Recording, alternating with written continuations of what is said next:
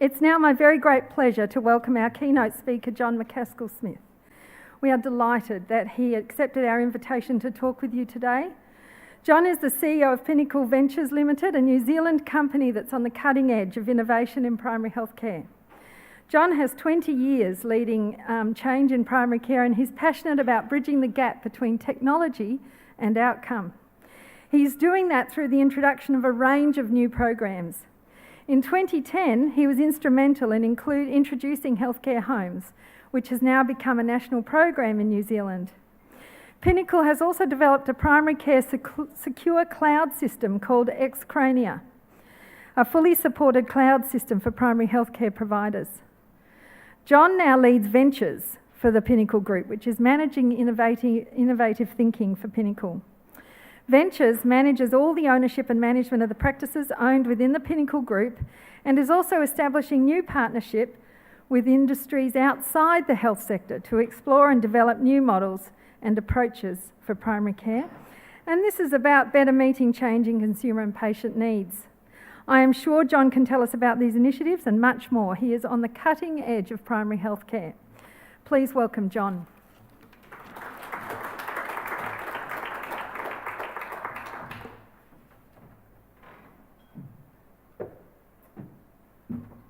Thanks, Leanne, and kia ora, and good morning, everyone. Thanks for the comments around the Christchurch tragedy. It has been interesting being away and having to deal with that from afar, and I think going home tonight's going to be interesting as well. Getting back into the country, I think, is going to be a little bit different. But anyway, look, it's a real pleasure to be here. You're probably going, who the hell is John, and what's this got to do with general practice in Victoria? But I'll try and explain that, but a few credentials. If you go back to 1969, the day that Neil Armstrong landed on the moon, that was the day that I was conceived by the rock pool in Palm Beach in North Sydney. And so that kind of makes me Australian, I think. And then my mother, who was only 16 at the time, was shipped back to New Zealand at that point, which was the kind of trans-Tasman era of adoption, and dropped off at the hospital in labour and had me, and then was back at school in Avalon in Sydney a week later. So I grew up in New Zealand, not knowing who my parents were. I got to meet my mother at 20, and she now lives in Hobart. And at one point I thought Jimmy Barnes was my father because he was looking for a lost love child, so I thought that got to be Dad, so I bought all the albums, and perhaps the fact I couldn't sing should have been a giveaway, but anyway, he found his child and I didn't find Dad. But I've now since met my father, who lives in Byron Bay, so I'm lucky enough that I've got sort of multiple families, so I spend every Easter in Byron with my father's family, and my kids and family enjoy time there, and we spend time down in Hobart with all the joy of Tasmania as well. So yeah, I like to think I've got a bit of Australia kind of in me, even if I live in New Zealand. Look, as Leanne said, I'm from Pinnacle. Now, Pinnacle is one of the larger, older general practice networks in New Zealand. So we've just turned 30. We're completely owned by about 400 GPs. And while we contract with the government and have relationships with, the local hospitals and other agencies, we are GP owned, and that means we get to sit and watch the politics that go on around us, and we're not as affected by some of those changes as perhaps other organisations which are government kind of constructs. And that's an important thing to remember, because I'll talk about some of the stuff that we've been able to do as a GP network over the time. It's always these fearful moments when you push the button and nothing happens. Oh, there we go. So look, I just wanted to touch on and provide a little bit of context for what's kind of going on around us. I think, look, there's a lot of change that's kind of going on, and that change is meaning that, what we do on a day-to-day basis as primary care providers is also changing. The way that technology is disrupting the way we communicate, the way that we understand what's going on in our lives, means that as providers we need to start thinking a little bit differently about how we deliver services as well. there's a whole range of devices that are now sort of becoming attached to people, and that data is starting to be fed in. And while we're all a little sceptical about the use of that data, more and more, I guess, patients and consumers are using that data to make more and more decisions around what they do on a daily basis, around what they eat, around how they exercise, and they're even starting to use genetic material, from online purchases of that type of information to also influence their thinking about choices they're making around medications or even around services that we might be suggesting that they uptake to deal with issues. So we need to get a kind of good sense of that as well. Love it when the IT works, yep. There's a whole range of sensors that are going to become more and more available to us to manage and help us with people with long-term kind of chronic conditions. I recently travelled through the States with a colleague who's got really quite complex type 1 diabetes, and he had a range of new sensors that he plugged us all into, so all of our phones had access to his information, and we all played a part in helping him manage, particularly as we had a couple of long road trips as we drove up from Vegas up into the Sacramento kind of area. It meant that we were all aware what was kind of going on.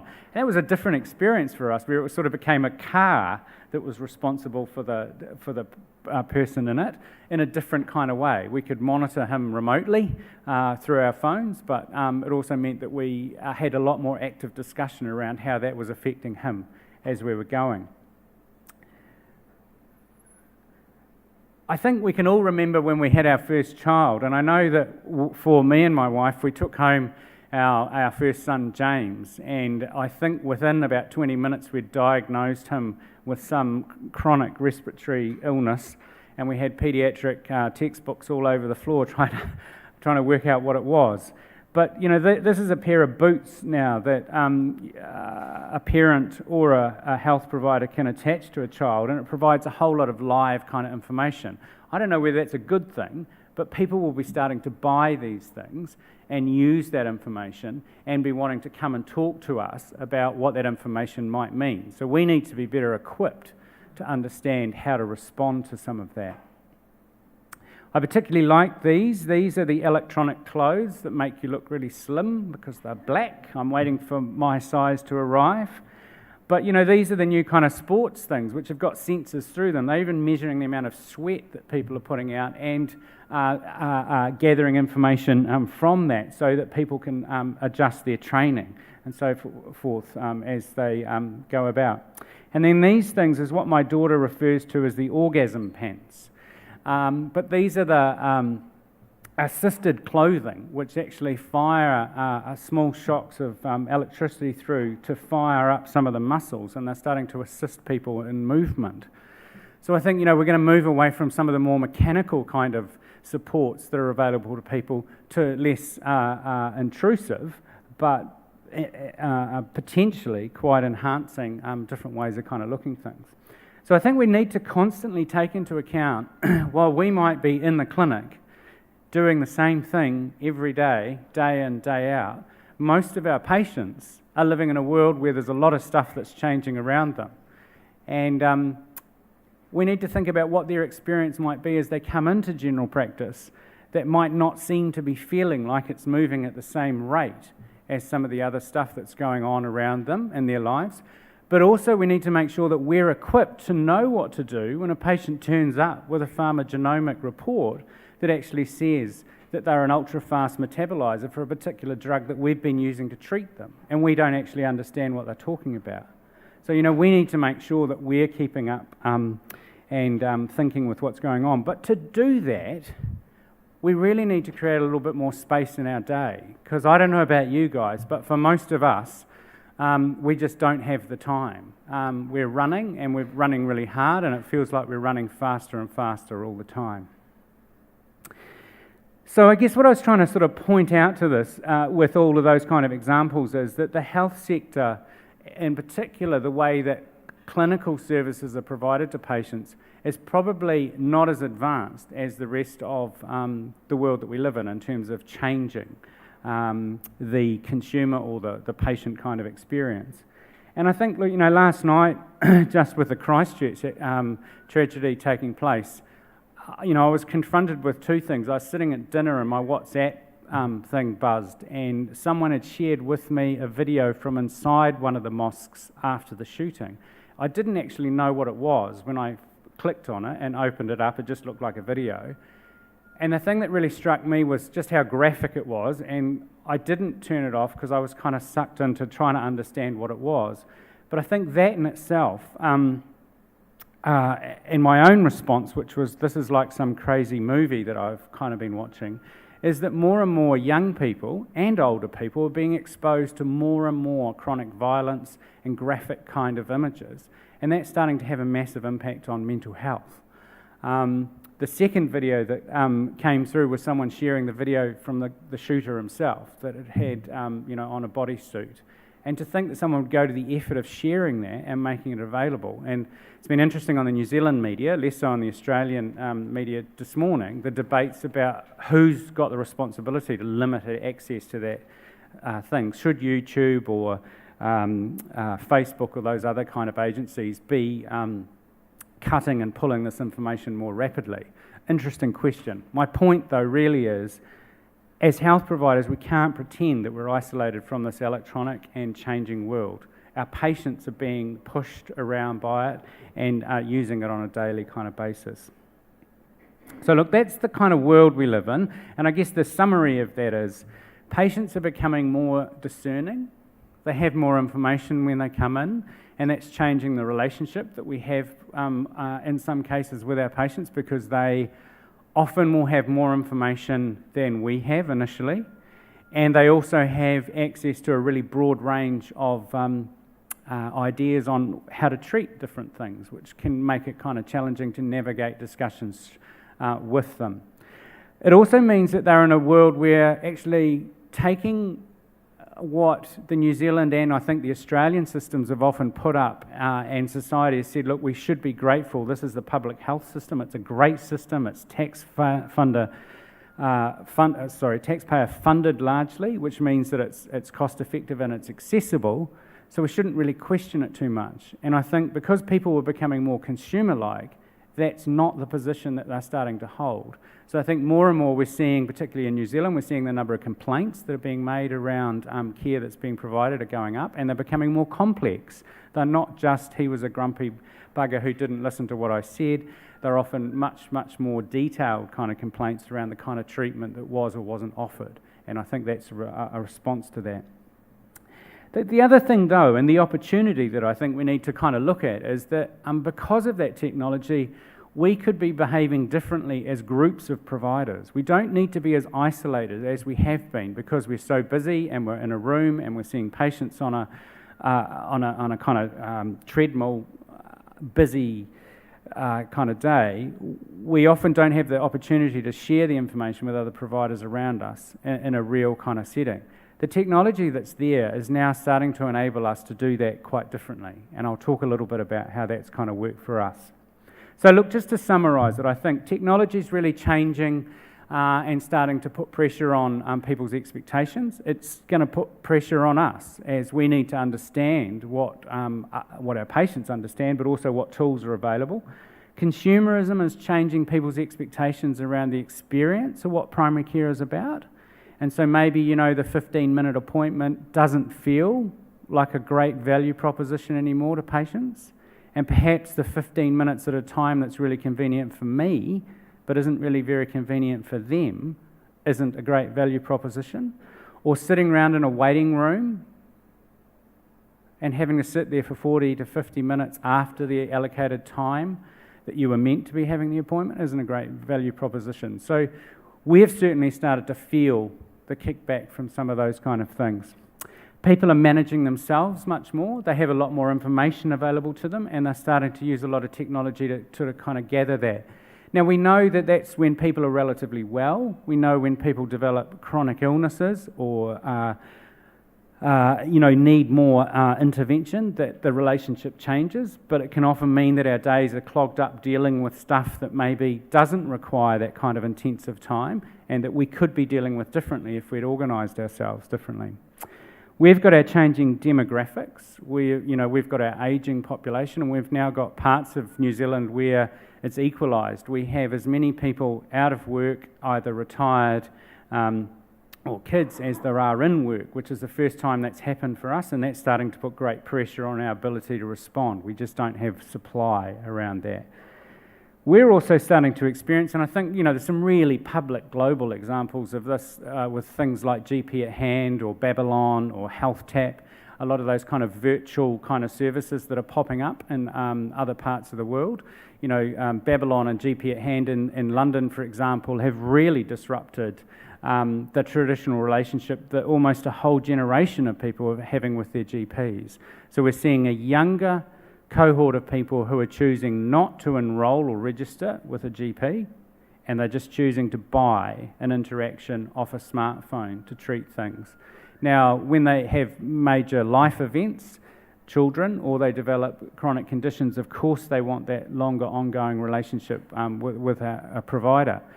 But for the New Zealand system, the way that we're funded, we kind of have to rely on a lifelong relationship, and we have to rely on a relationship with not just sick people, but also well people for things to be sustainable. So we're seeing those other providers coming in. We're also seeing corporates coming in, and corporates often have a different kind of view on how services need to be run. They have shareholders that are often looking for return, which is kind of different than the tension that would be sitting in a practice where sometimes you make a call based on what is right for the patient, but perhaps wouldn't be the same kind of call you'd make if it was just purely a business. So I think there's a range of things that are kind of hitting us and starting to present some challenge. Look, the other thing for us is that we started to do a little bit of looking. So we're based in the middle part of the North Island. We go from just south of Auckland to just south of Taupo, and then we go to New Plymouth and out to Gisborne. So we have about 500,000 patients. We have around 400 GPs. And what we did is we took our population and we aged it. And we said, okay, well, what's going to happen to utilisation? We know how the different age groups utilise our services now. Remembering that we've got a capitated environment, and so we have enrolled patients, and so we know exactly who our patients are. We did that, and we could see that between 2014 and 2020, we were going to see a 55% increase in demand. And that was just putting over simple things like chronic condition levels and ageing the population at the same kind of time. That was going to leave us, we started out in 2014 providing about 1.7 million GP consults, and with that increase we were going to see that was going to grow to the need to be able to provide 2.6 million GP consults if we just kept on doing what we were doing.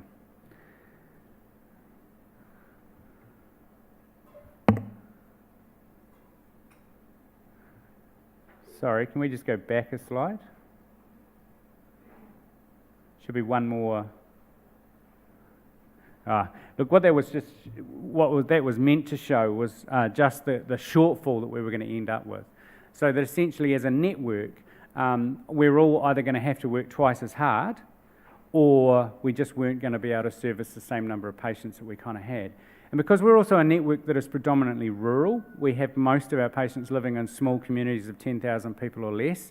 The risk that we also face is that we just see an exit of providers. It's too hard, I can't keep up, I'm getting burnt out, I leave. And of course what that then triggers across the system is more people end up in hospital inappropriately, and the system just ends up costing more and more. The other thing that's kind of happened for us is that our workforce has changed significantly. So in 2006, 70% of our GPs were owner-operators. So they had a stake in the practice that they were working in. When we got to 2009, that had dropped to about 61%. 2013, it had dropped to 50%. 2018, it had dropped to 43%. And we're now under that figure, and we're only at about 35% of our workforce now have a stake. So that means we've almost flipped entirely. So the bulk of our workforce is now sessionally employed, and it's predominantly female. So that's considerably changing the way that the practices operate. Now, funnily, the practices, however, still remain owned largely by males. And so they're fondly referred to as the GOMs, the grumpy old men, who are the ones that feel like they're left having to do the on-call because the sessional people don't want to do on-call or are unavailable to do on-call. And they're also left having to make a lot more decisions, where when there are a lot more owners involved, there was a lot more discussion about how we were going to respond to things. And so that's fundamentally changed how our network's operating. And it's put a lot of pressure in some of the kind of areas that we kind of work in. So look, we kind of spent some time looking around the world to see what other people were doing, because we thought, well, this isn't a unique challenge. This is a challenge that health systems all across the globe are kind of facing. We spent a lot of time looking at what we actually do in primary care, and while it just sometimes feels like you're doing 30 to 35 consults a day, if you break those consults down, we discovered that we had a range of things that we were doing. We have the unplanned kind of people waking up in the morning and feeling sick and wanting to come in and deal with things urgently. We have the whole proactive thing where we're trying to do the screening and we're trying to manage the chronic conditions and we're trying to do the immunisations. And then we have the routine and the preventative kind of things. Plus, we have to run a business in there. So we kind of broke it all down, mapped it all out, and thought about the things that we needed to do a little bit different. We also, as I said, we looked around at what other people were doing, and there was interesting stuff everywhere that we went, but the place that we ended up going back to, and we've continued to go back to, was Seattle. We developed a relationship with what was then called Group Health. It's now been consumed by Kaiser. But Group Health at that point was a network of about 500,000 patients. It's consumer-owned, was consumer-owned and consumer-governed, and it had roughly the same number of GPs and providers as we had. And they were embarking on what they was referring to at their point in time as the medical home. And while it's the States, we had a view that, everyone in the States gets an MRI for, anything. We discovered that actually, no, they're human, and most of the treatment pathways that they were using were pretty similar to what we did. But what we did discover that they were doing differently was that they had different partners available to them. So in Seattle, you've got big companies like Microsoft, Amazon, Boeing, and they'd partnered up with some of those organisations. And in fact, what they'd done is they'd used the lean practitioners from the Boeing factory who'd taken the assembly time for a 737 down from 32 days to 24 days simply by reorganising the way that the carcass of the plane moves through the factory. And they took those process engineers and they brought them into primary care and they process mapped everything that was happening in primary care. So we replicated that. So we brought some of these engineers over. And what was really interesting about these engineers is that they're pretty unemotional types. So, health's often quite an emotive storytelling environment where often the data's a bit vague in primary care, but, we've got a reason why we do that. And, my population's very special. You don't understand how special my patients are. These engineers were really good at saying, well, really, can you show me why they're like that? Or why do you do that? And, well, we've done that because, Dr. Smith was here and he always did that. Yeah, but why did Dr. Smith do that? And they just cut through a whole lot of that kind of stuff.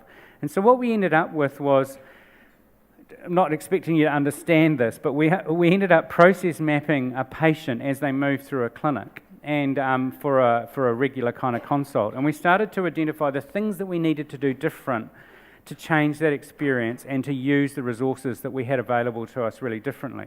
And so if you look at some of those yellow starburst things, there's things like integrated clinical pharmacist, because we broke down a whole lot of the issues around medication management. And we broke down the fact that actually, the GP's not that great at managing some of those complex medical things, but clinical pharmacists are bloody amazing.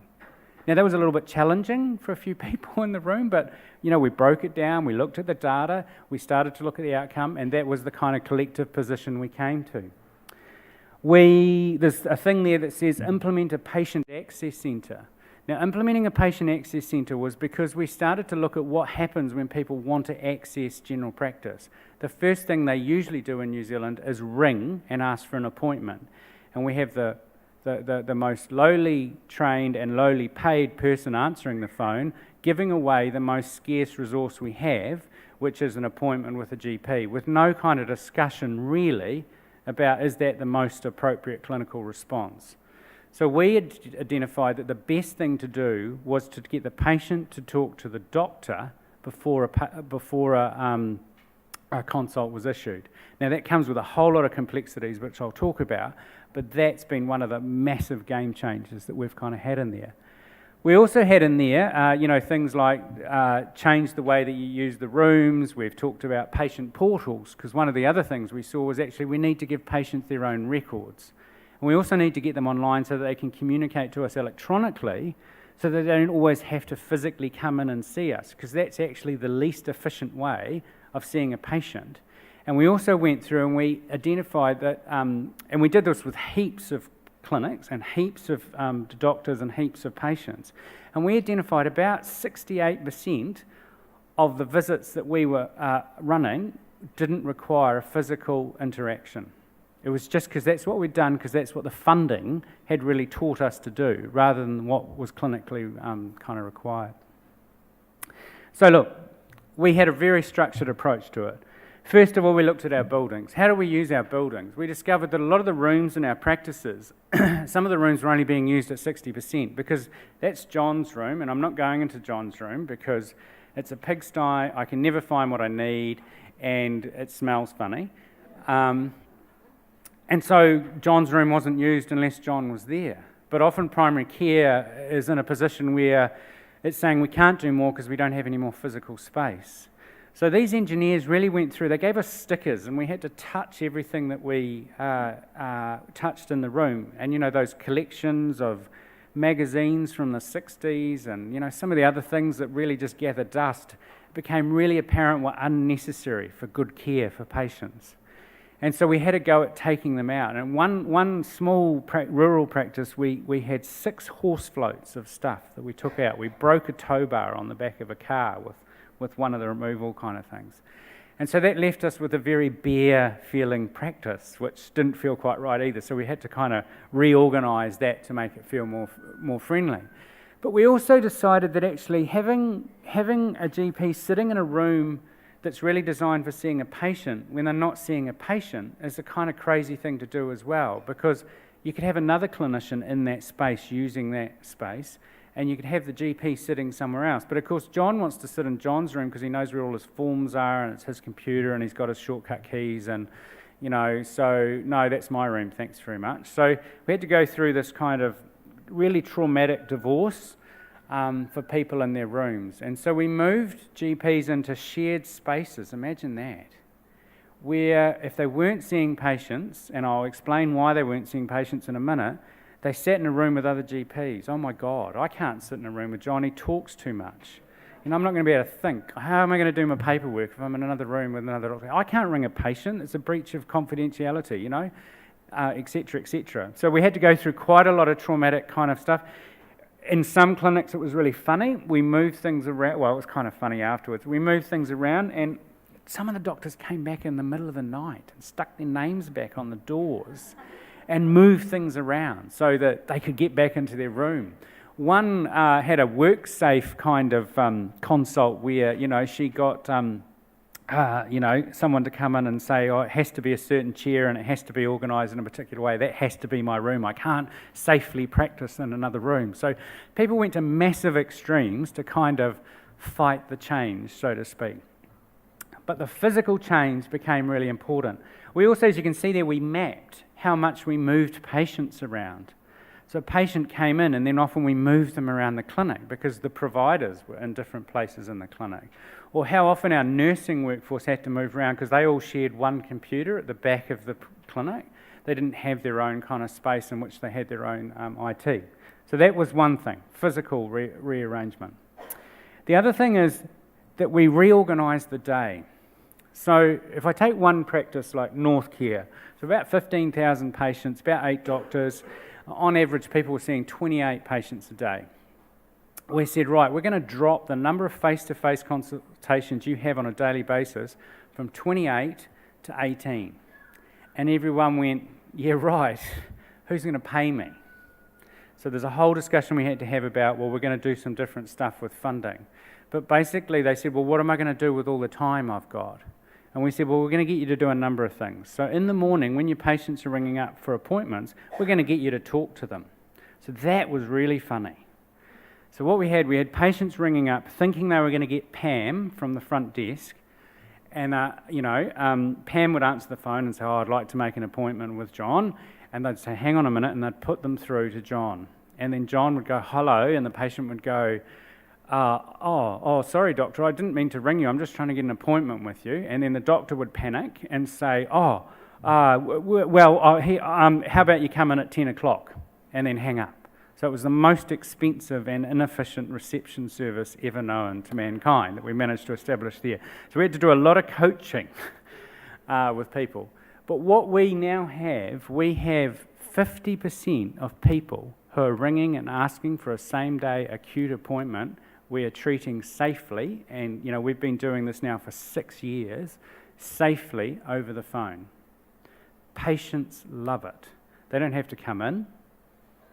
They don't have to pay in the way that they've paid in the past.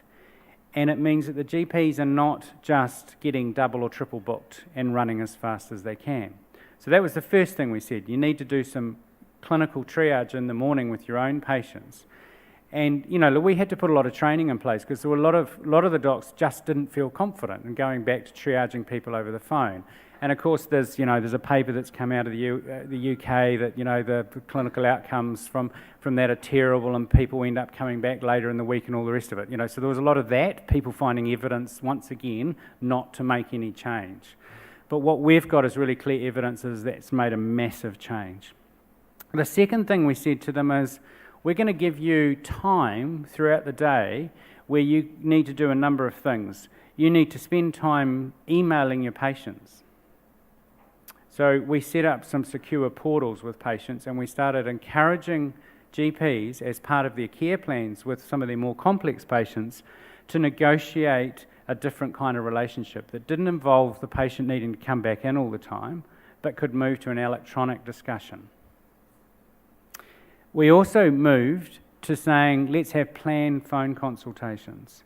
So sometimes in the morning, when you did that triage, you thought, actually, I might need a little bit more time, but I still don't think you need to come in. I don't have time now, but can we book another point in the day and I'll ring you back? Now, one of our docs, who's also called John, had his first time he did that, he rang up, and it was an elderly patient who was so excited that the doctor was ringing that she'd invited her 2 neighbours over.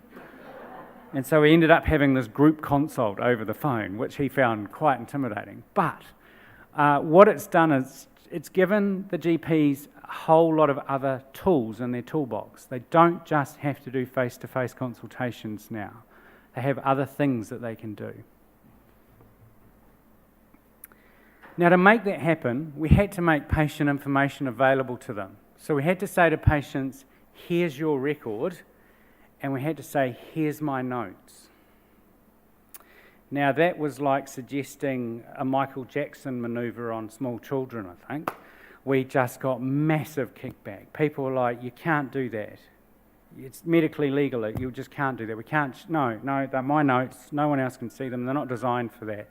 And of course, the matter of the fact is they're not just our notes. They're the patient's notes. It's their health record. And so we had to go through quite a long, drawn out, and we had big, long debates around that. But in the end, we agreed to open notes up from a particular point in time. We weren't going to go back in history because there were a whole lot of other providers that had added to that record that we couldn't be really held to account for, or we didn't even know what was there. But we said from this date moving forward, we'll make those records available. We had also said to the patients, we'll give you the ability to email your doctor. So the other thing was, well, I'm just going to get bombed with emails. All I'll do is answer emails, and you want me to do that on top of my busy day? We're like, well, no. Remember, we're reorganising your day, so you've now got some protected slots in which you can undertake some email. And 2, you only let people email you as part of an agreed plan. It's not an acute service, so you're not sitting there in the morning responding to an email saying, I've got a sore knee, or, it's got to be part of an agreed kind of care plan.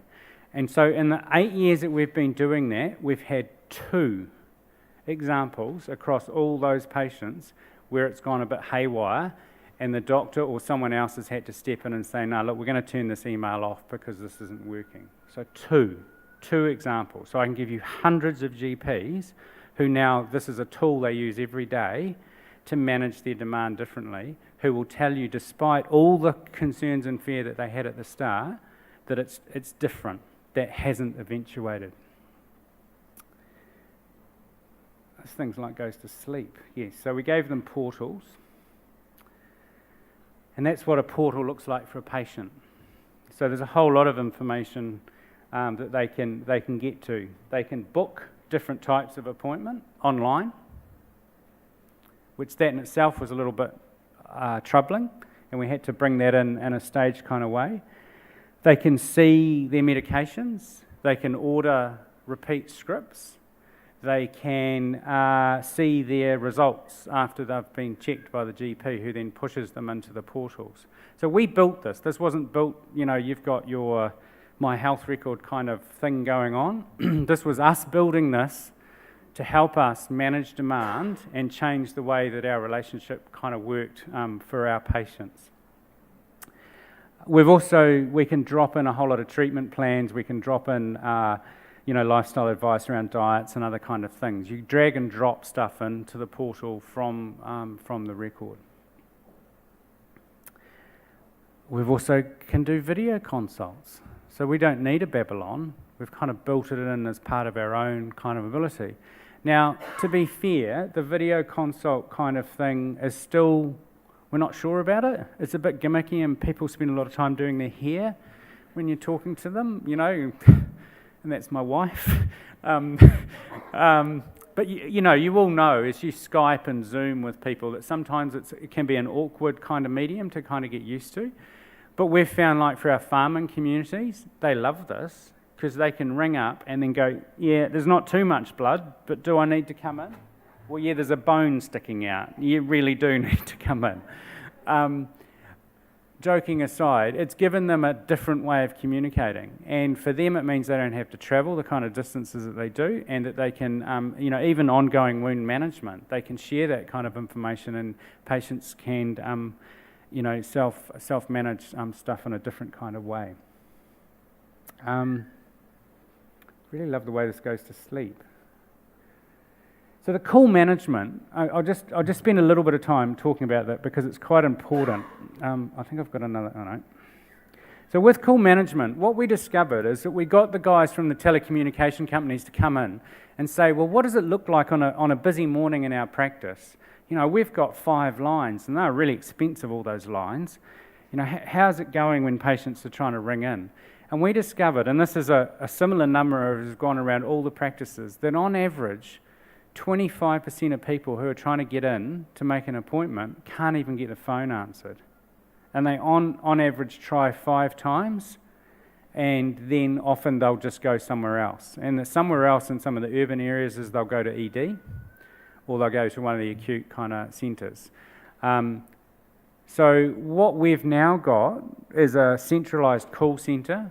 We've moved that frontline reception service away from all of those practices, and those calls are now answered. The patient doesn't know that. Well, they do know it because we've told them, but the experience they have is no different. It's based in one of our offices, and we've got teams of people that sit in the call centre who are now extended members of those practice teams. So they regularly go and visit them face to face. They know all the doctors, they know the nurses, they know the other staff that are there. They're just in a different physical kind of space. And as a result of that, our average call abandonment rate is 3%. So we've gone from mid-20s to 3%. Now that in itself has caused a problem because it's increased our demand, because we're answering the phone more efficiently now, and so we've got more people who are wanting to kind of make contact with the team. So we didn't think about that when we started that, and that introduced a whole lot of issues that we kind of had to work through as well. Which resulted in us changing the schedules around so more doctors were available to take some of the calls and do some of the triage. But medium to long term, the practices that are on that compared to the practices that don't have that have no waiting times. We've managed the demand in a way, whereas the practices that are not using that, some of them have still got a week to 2 week kind of waiting time to get in to see your own kind of GP. So look, I guess What we saw, and this is partly why I'm going through all of this, is because when we heard that Australia was doing the healthcare home, we were quite excited. And in fact, a couple of us went to Canberra. We were asked to go give advice to some of the committees there. And when we looked at what they were going to do under the banner of healthcare home, we were like, well, it's none of this. It's a chronic condition management program. And for us, healthcare home is about helping general practice reorganise itself so that it's in a better state to be able to work on and work into the future. So we knew that the traditional model was not right for everyone. It was very focused on a building and it was very focused on face-to-face consultations. We know, particularly for Māori, that we don't have or didn't have the same kind of health outcomes from general practice that we were getting from non-Māori. We knew from talking to patients that the experience with general practice is that care from the GP into other providers is often a bit fragmented. They see the GP will then refer them to someone, and then it all goes to buggery from there, because everyone they have to go and see, they have to retell their story, they have to be re-examined, they have to repass on the clinical kind of information. So we needed to address that. We knew that there was a lot of isolation, even within the clinic. So that conversation where, man, I haven't seen you all week, it's been one of those weeks, hasn't it? And literally, people were not seeing their colleagues. They went into their room, they were there all day, and then they went home. And they came back the next day, the next day, and the next day. And that's what it was like. And that's where we're starting to see burnout starting to occur as people become isolated, and we could also see that the kind of complaints that were coming through. So by moving the GPs into some of those shared spaces, they're all saying, after they got over the fact that John talks a lot, that they have a better work environment. They have better access to colleagues, they're doing more kind of collective case management, and often they're getting off a phone, or as they're writing an email, they're asking one of their colleagues while they're sitting there what they would do with a particular kind of challenging kind of case. It's fundamentally changed the game for those people in those clinics.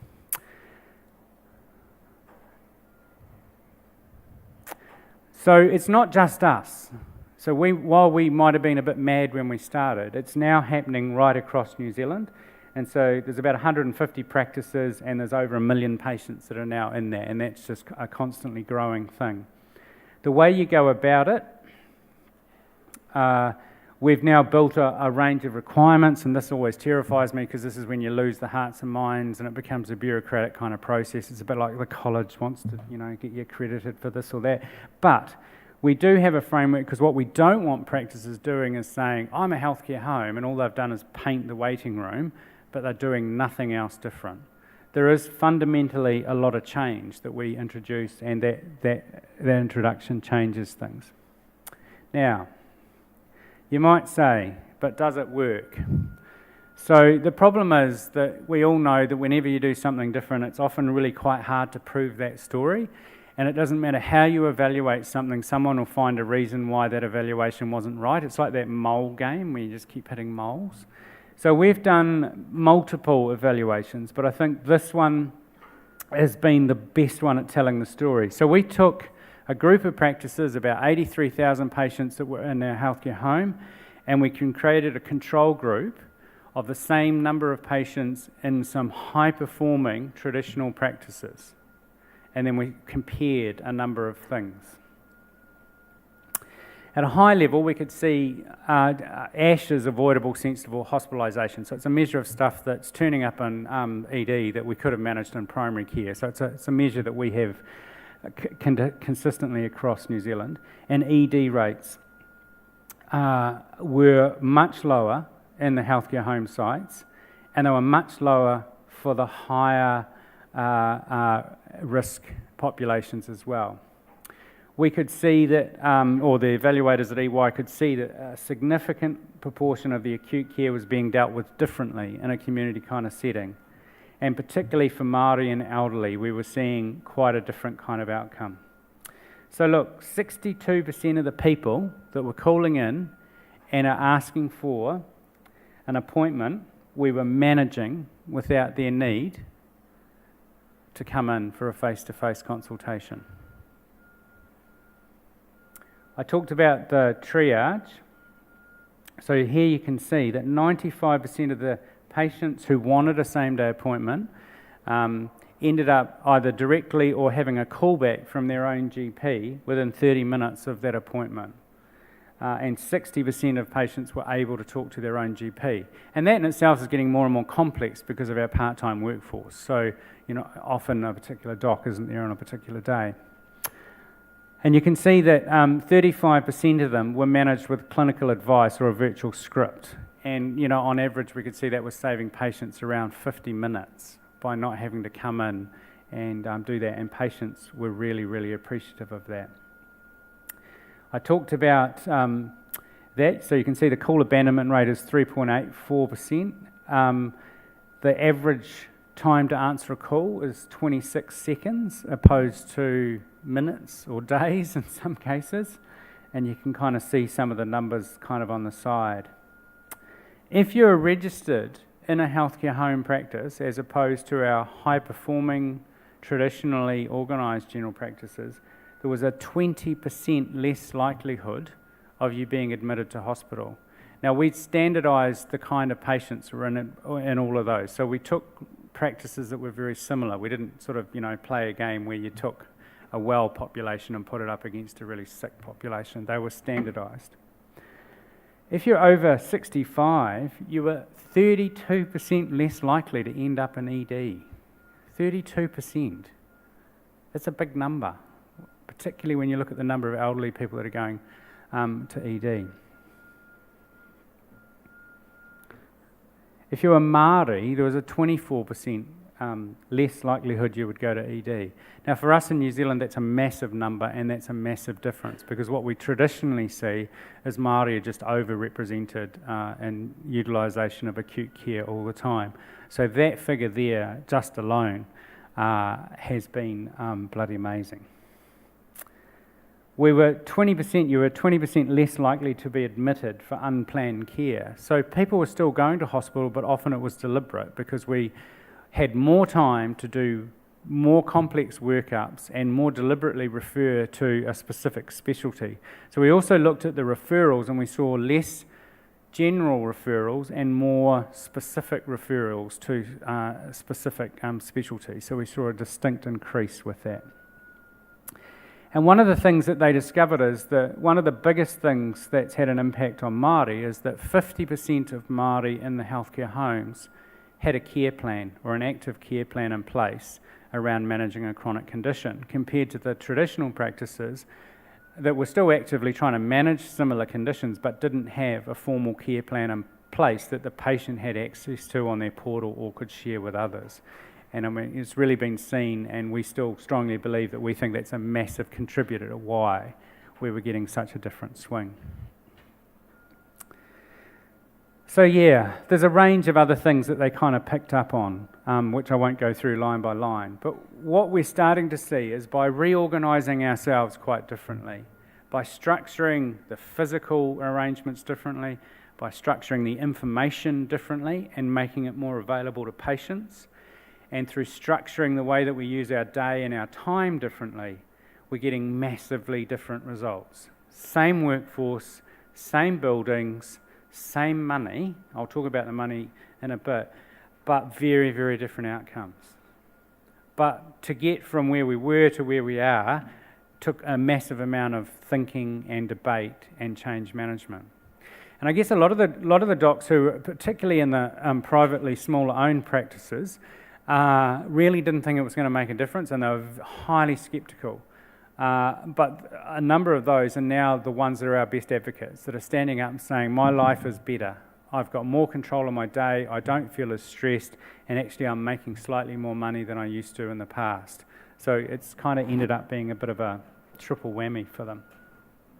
The other thing that we've done is we've moved to grouping practices and getting them to work more collaboratively. And you'll see, like, this is becoming quite popular. The UK has just published a whole lot of stuff around the future of general practice that's picking up on the community health hub kind of model. But we're kind of creating these natural clumps of practices around the 30 to 50,000 kind of patient base, and we're starting to share services across those kind of practices. So as a GP's retiring, maybe we're saying, actually, across this group, let's not replace that GP, let's collectively employ a clinical pharmacist.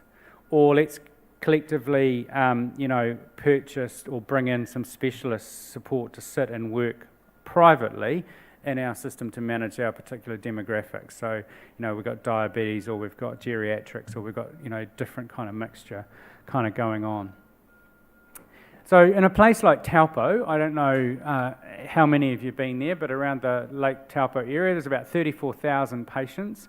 And this is the kind of shared team that now sits and is jointly owned across 4 practices. And you'll see, particularly for this practice, the big struggle that they were having with their patients is quite a high percentage of Māori, a lot of obesity and diabetes kind of related kind of conditions.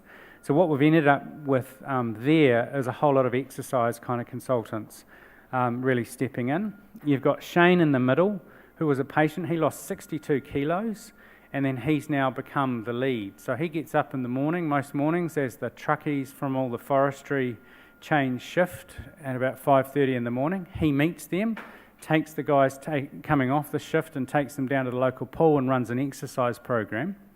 And then what he then does is, when he gets that group to a particular point, he invites the GP to come to them.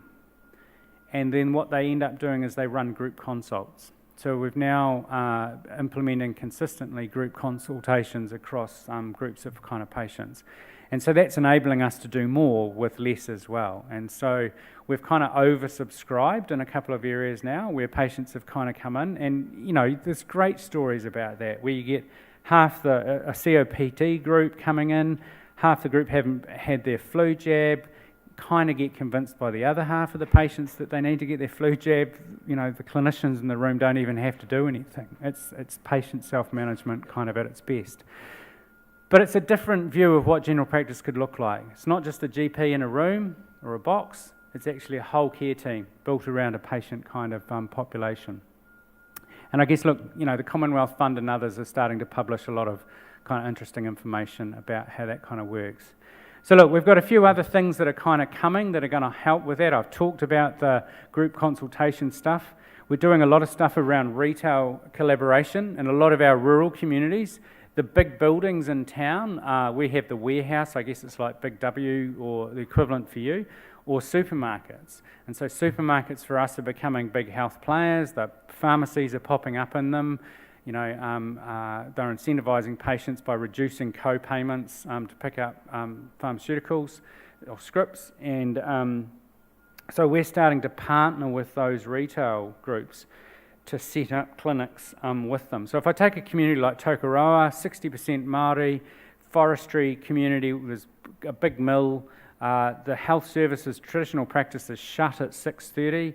Most of the people don't come off shift till 6. And so when most people really need to access care, there's no one there. So the rural ED gets a big hammering.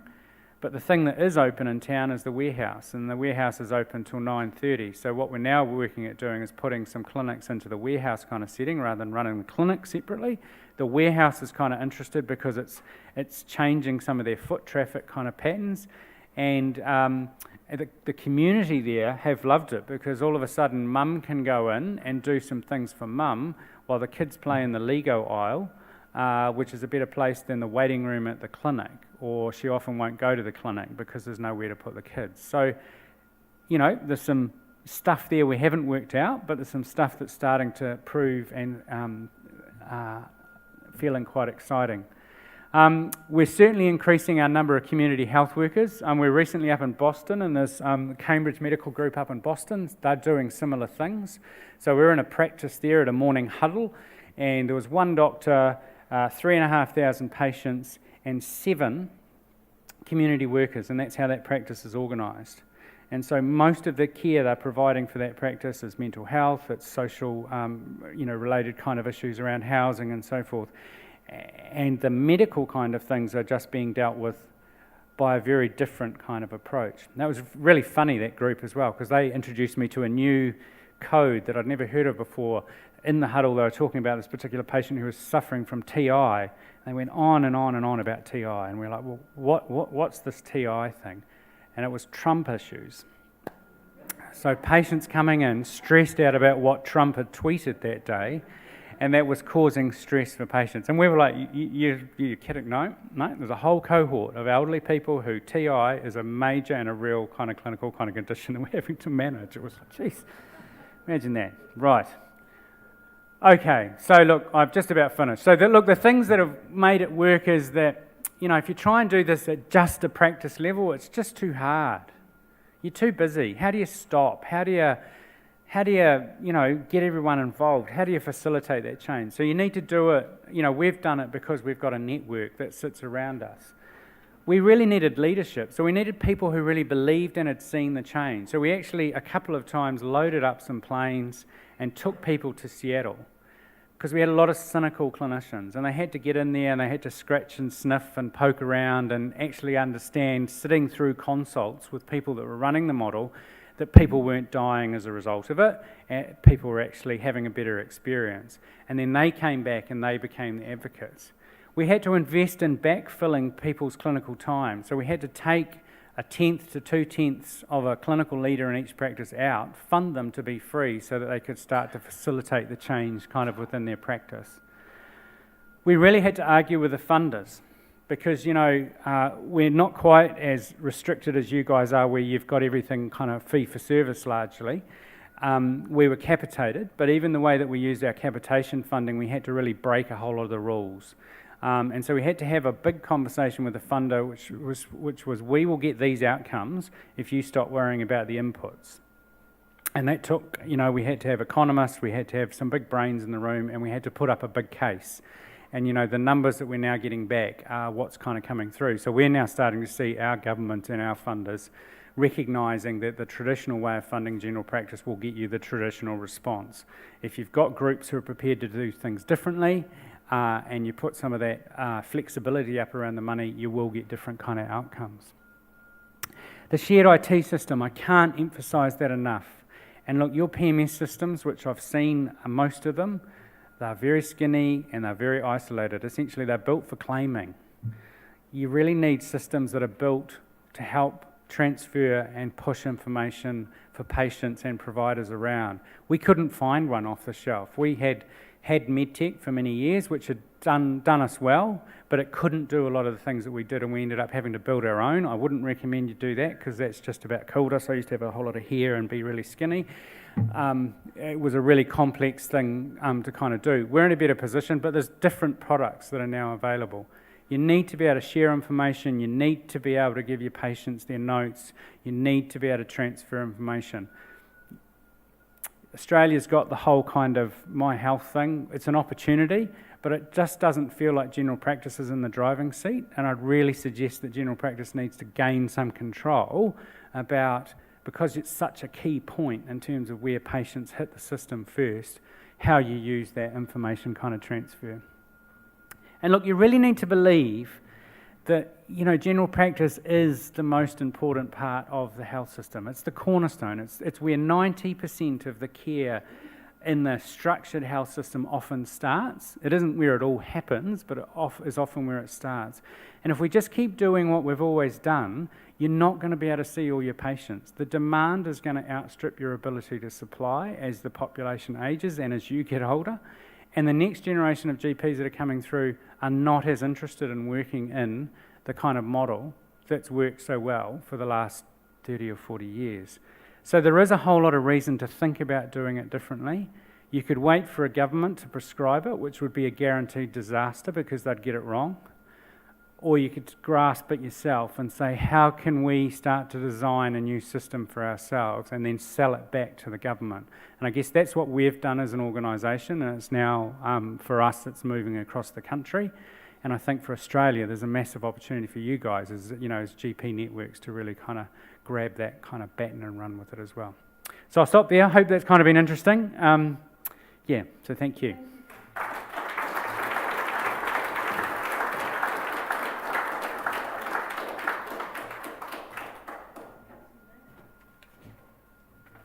Thank you very much. And, what a reminder of the broader context of technology and consumer empowerment that's increasingly impacting on the work. You've really made us think. and I'm looking forward to the discussions today that have been prompted by your work, and we do get that it's taken a while and there is grey hair involved.